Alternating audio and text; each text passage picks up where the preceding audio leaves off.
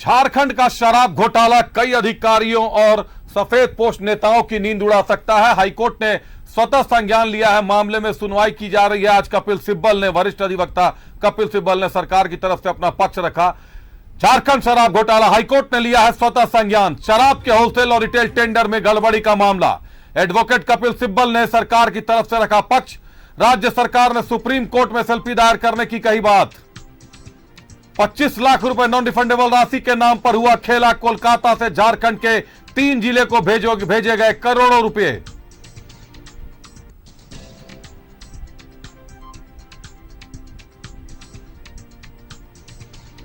शराब माफिया के बनाए गए सिंडिकेट की जांच की मांग तेज होने लगी है।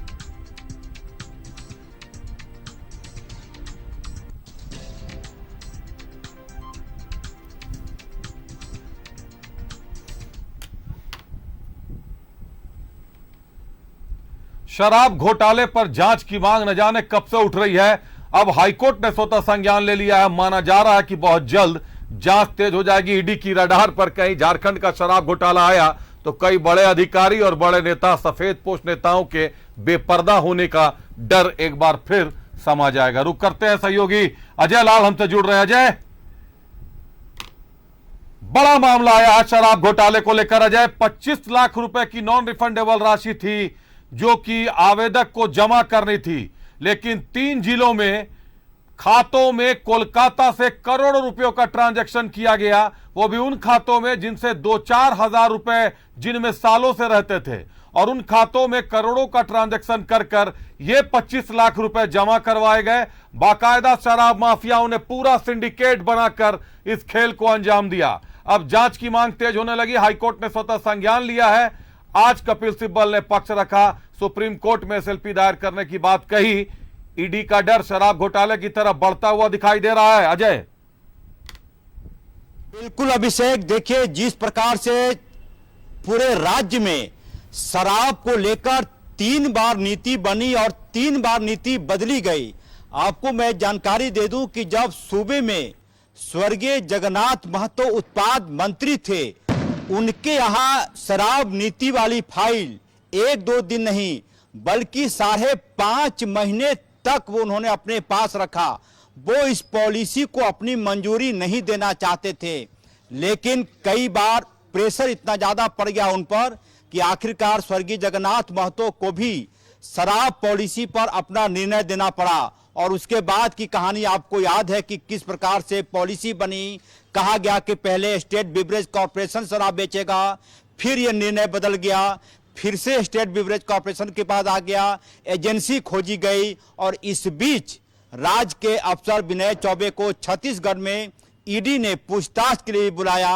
वो अभी साइलेंट मोड में है, लेकिन जिस प्रकार से आज माननीय हाईकोर्ट ने स्वतः संज्ञान लिया है, इसका मतलब यह हुआ कि कहीं ना कहीं शराब की जो पॉलिसी बनाई गई थी उसमें एक बड़ा सिंडिकेट काम कर रहा था, बड़ा रैकेट काम कर रहा था। यह कैसे संभव है कि शराब नीति जो झारखंड में बनी थी और छत्तीसगढ़ की जो शराब पॉलिसी थी, यदि आप दोनों कॉपी को अगल बगल रख देंगे अभिषेक, तो आपको उसमें फुल स्टॉप कॉमा तक का अंतर दिखाई नहीं पड़ेगा। कौन थे वो नीति निर्धारक, कौन थे वो उस वक्त के अफसर, क्या उन्होंने जिरोक्स करके शराब नीति को मंजूरी दे दी। और आपको एक जानकारी यह भी दे दें कि जिस प्रकार से छत्तीसगढ़ में एक बड़ा रौब रखने वाली अधिकारी सौम्या चौरसिया इसी शराब घोटाले में छत्तीसगढ़ में गिरफ्तार हुई।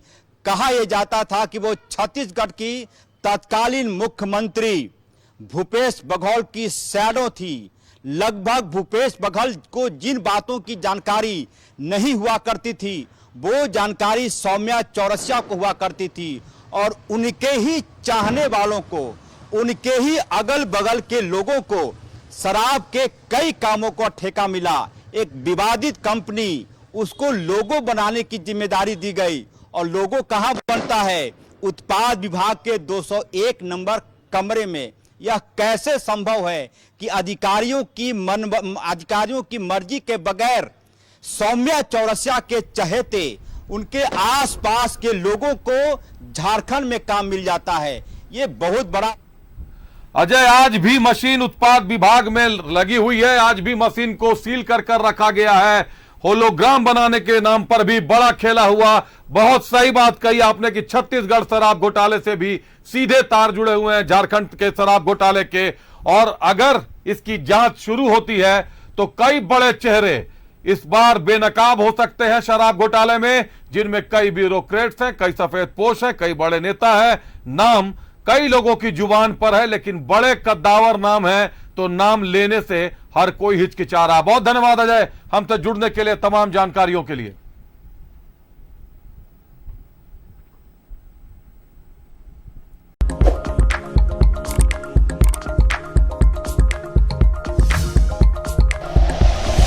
Like and share videos, subscribe करें हमारा चैनल और प्रेस करें बेल आइकॉन। न्यूज़ 11 भारत, सच है तो दिखेगा।